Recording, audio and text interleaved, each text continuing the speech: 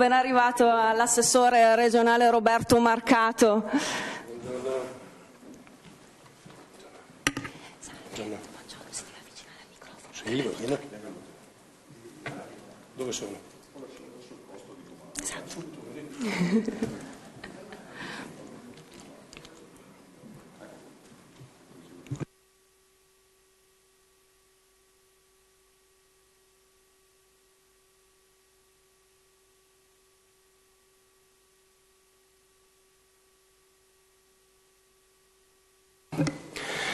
Buongiorno a tutti, grazie davvero per l'invito e ringrazio la provincia di Vicenza per l'organizzazione e per averci qui oggi ospitato. Tra l'altro io non sono qui oggi da solo, ma c'è una nutrita rappresentanza della Regione Veneto e questo sta a significare l'importanza dell'argomento che qui trattiamo oggi. Quindi approfitto anche per salutare i consiglieri regionali che sono qui con noi, Milena Cecchetto, Marco Zecchinato, la Silvia Maino e Stefano Giacomin. Mi dicono che dovrebbe arrivare anche più tardi il Presidente Ciambetti. Con me anche c'è l'architetto Alberti, che è il dirigente che segue tutto il tema delle comunità energetiche, e ringrazio anche lui. Allora, tanto per entrare subito nel vivo del tema che andiamo oggi trattando. Perché noi siamo qui oggi? Noi siamo qui oggi in virtù di una legge regionale del luglio del 2022, legge regionale che nasce dalla sintesi di 3 proposte di legge, una del sottoscritto e 2 della minoranza, che avevano tutte e 3 nel loro obiettivo quello della promozione delle comunità energetiche. È stato dato mandato al sottoscritto da parte della Commissione di fare una sintesi delle 3 proposte, così ho fatto e quella sintesi è diventata legge approvata all'unanimità in Consiglio regionale. Questo lo sottolineo non solo e non tanto per la dimostrazione di maturità politica del Consiglio regionale del Veneto, ma per dirvi quanto importante sia per la Regione Veneto questo strumento. E lo è perché, adesso facendo un ragionamento molto grossolano, proprio a volo d'uccello, sulla situazione energetica del Veneto, tanto noi vediamo che al 2020 la Comunità Europea aveva dato al Veneto come target di raggiungimento di uso di energie rinnovabili sul totale del 10,3. Questo era il nostro obiettivo e noi al 2020 chiudiamo l'anno con il 17,2, quindi quasi il doppio rispetto al target previsto. Ecco, intanto su questo una considerazione brevissima: se tutte le regioni avessero fatto quello che abbiamo fatto noi, probabilmente il sistema energetico complessivo del Paese oggi avrebbe un'altra situazione. Poi arriva la guerra, arriva la crisi energetica e improvvisamente ci scopriamo tutti fragilissimi. Quando dico tutti, perché per anni, in maniera assolutamente suggestiva, ci hanno raccontato che l'Italia era il fanalino di coda delle energie rinnovabili, invece c'erano paesi straordinari come la Francia, come la Germania, che invece avevano tutte le energie rinnovabili. Vi ricordate, no? Il mantra: la Germania che è al nord fa più fotovoltaico di noi che siamo il paese del sole, tutte queste cose qua. E poi scopri che arriva una guerra in Ucraina e scopri improvvisamente che la Francia sopravvive energeticamente perché ha le centrali nucleari e la Germania che le dismette fa 1/3 del PIL d'Italia e 1/4 del PIL del Veneto l'anno scorso, perché è al collasso. Perché? Perché gli cava via il gas dalla Russia. Questo grande gigante economico autosufficiente che faceva tutto da solo, tagliano il gas, morta. Quindi evidentemente noi non abbiamo fatto sicuramente i compiti per casa, non li ha fatti nessuno in Europa, questa è la verità.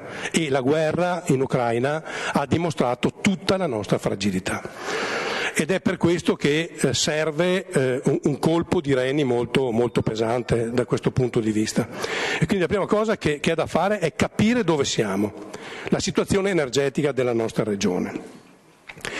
Perché noi abbiamo comunque delle situazioni interessanti. Siamo la seconda regione dopo il Piemonte per la produzione di energia elettrica da fotovoltaico, abbiamo il rigassificatore davanti a Porto Tolle, voi vedete quanta fatica sia farne di nuovi, noi l'abbiamo fatto in tempi non sospetti. Siamo la prima regione per raccolta differenziata d'Italia e riutilizzo dei rifiuti. Dopodiché, se andiamo sulle energie rinnovabili e andiamo settore per settore a vedere com'è la situazione e quale sia il margine effettivo dove noi possiamo lavorare, ecco lì la situazione è un po' variegata. Perché noi abbiamo il biogas e su questo io ho fatto una mia battaglia personale. E la faccio da 10 anni, battaglia che ho perso, perché da subito, quando sono stati dati incentivi per la produzione di biogas, io da subito ho trovato intollerabile che in un mondo dove 1 miliardo di persone muore di fame si potesse usare cibo da addizionare alle deiezioni animali per fare gas ed energia elettrica. L'ho sempre trovato eticamente inaccettabile. Siccome la tecnologia consente di produrre biogas usando solo ed esclusivamente deiezioni animali e la tecnologia ci consente di usare questi, possiamo usare come additivi vegetali gli scarti, quello dovevamo fare. Invece noi abbiamo chiuso le stalle e abbiamo piantato mais per fare biogas. Io la trovo una follia. Ho fatto una battaglia su questo, le ho provate tutte e l'ho persa. Adesso però sembra che ci sia quantomeno una sensibilità diversa per cui i nuovi impianti che nascono usando solo le deiezioni animali. È un passo avanti importante. C'è il tema delle biomasse, ma voi sapete che noi purtroppo insistiamo in un bacino orografico chiuso con una presenza di polveri sottili importanti, per cui l'Europa stessa ci ha messo in infrazione qualche tempo fa e quindi lì dobbiamo stare attentissimi e dobbiamo usare le biomasse non impattando nell'aria, quindi questo diventa un elemento di criticità. C'è, sempre per lo stesso motivo, non possiamo usare l'eolico, tranne in qualche caso sporadico, perché non abbiamo ventilazione, quindi immaginare di poter produrre energia eolica in maniera consistente in Veneto è impossibile. Si può ragionare in qualche impianto offshore, ma allora lì sono dinamiche un po' diverse. L'idroelettrico è stato usato praticamente tutto, cioè tutto quello che era sfruttabile in Veneto è stato sfruttato. Ci sono oggi azioni di revamping, di miglioramento e di efficientamento degli impianti, ma grandi impianti su altri salti è praticamente impossibile. Quello che c'era da fare l'abbiamo fatto. Resta quindi il fotovoltaico e l'idrogeno. Queste sono le due energie su cui noi Regione stiamo puntando anche con la costruzione del nuovo piano energetico. E ovviamente le comunità energetiche diventano, da questo punto di vista, con il fotovoltaico, con le pompe di calore, insomma con tutto quello che si può fare, diventano uno strumento davvero importantissimo. Sull'idrogeno abbiamo creato la fondazione Venezia Capitale Mondiale della Sostenibilità proprio su questo, cioè l'obiettivo nostro è quello di incrementare lo studio, la produzione e l'uso di idrogeno, immaginando al momento 2 hydrogen valley, una a Marghera e una a Padova. A Marghera perché è il sito naturale dove sviluppare questo tipo di attività, e a Padova perché oltre ad esserci aziende interessate c'è anche l'università, e quella è l'energia del futuro. Sul fotovoltaico diventano interessanti appunto le comunità energetiche, perché il fotovoltaico diventa lo strumento principale di sviluppo di questi strumenti. Le comunità energetiche, vedete, di fatto non hanno controindicazioni, perché consentono, intanto sono molto modulabili, possono essere pubbliche, private, miste, possono essere fatte in un condominio, può essere presa un'area artigianale, un'area industriale, può essere il comune che lo fa con la parrocchia, insomma a seconda delle esigenze sono modulabili, e ci sono tutti gli incentivi. Noi per primi, visto che ci crediamo, abbiamo voluto dare un segnale forte a questo punto di vista e assieme ai colleghi consiglieri qui presenti abbiamo approvato la norma con un budget finanziario che ha 500.000 euro su due annualità, che servono per la promozione, che è quello che stiamo facendo qui oggi, per la divulgazione di questo strumento e per le prime spese per la costituzione di queste comunità energetiche. La legge prevede anche che ci sia un tavolo di coordinamento che diventi interfaccia fra la Regione e il territorio.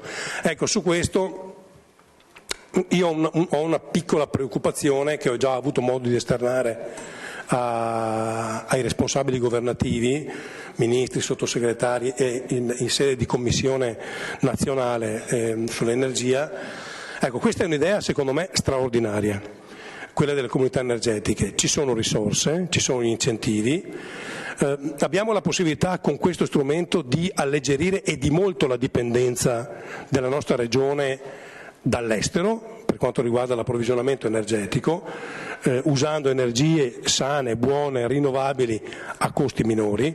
Ecco, non vorrei che, come spesso succede in Italia, si infrangesse questa possibilità sullo scoglio mastodontico, maledetto della burocrazia.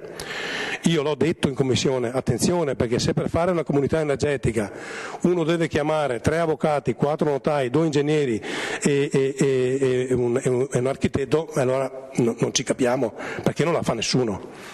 Noi faremo la nostra parte per snellire e sburocratizzare il più possibile. Ho chiesto al governo che si faccia altrettanto. Su questo ho notizia che la bozza mandata a Bruxelles, il decreto mandato a Bruxelles dovrebbe ritornare entro la fine di aprile. Se non ci sono grossi cambiamenti dovrebbe arrivare la firma del Ministro e quindi il decreto dovrebbe diventare finalmente attuativo.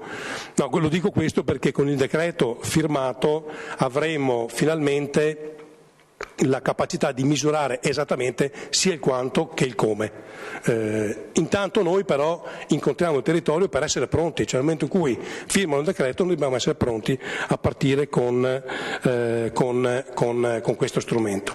L'altra cosa che ho chiesto al governo è che il fotovoltaico sui tetti, noi abbiamo chilometri quadrati di tetti artigianali industriali e ho chiesto che il fotovoltaico sui tetti sia conveniente tanto quanto il fotovoltaico a terra, perché è inutile che ci lamentiamo che la gente toglie via le culture intensive e mette fotovoltaico e non lo mette sul tetto, se non è conveniente, perché è sempre la solita formula magica, la sostenibilità ecologica o è sostenibilità anche finanziaria o è uno spot.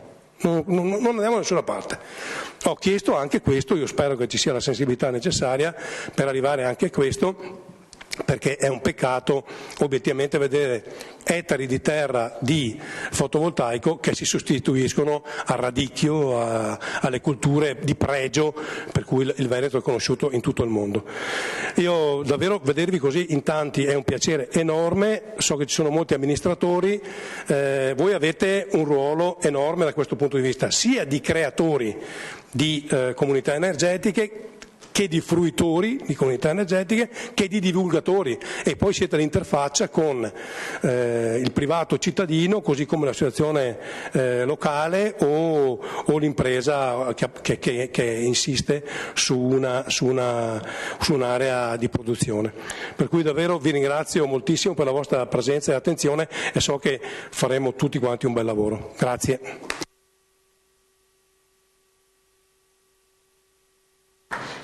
Grazie per queste importanti parole dell'assessore regionale allo sviluppo economico ed energia Roberto Marcato, parole che ci parlano di futuro, di asset fondamentali per quella rigenerazione del nostro Paese, veramente per farlo ritornare tra le prime file a livello internazionale, che è il posto che merita. E il Veneto è sempre stato una realtà pionieristica in questo senso, nell'accogliere le diverse sfide che gli si sono presentate davanti, e convegni come quello di quest'oggi, che mette al centro le comunità energetiche e gli AERAC, parla anche di sburocratizzare, salvare il terreno, ma soprattutto investire nel futuro e avere quella lungimiranza positiva che dia speranza e respiro.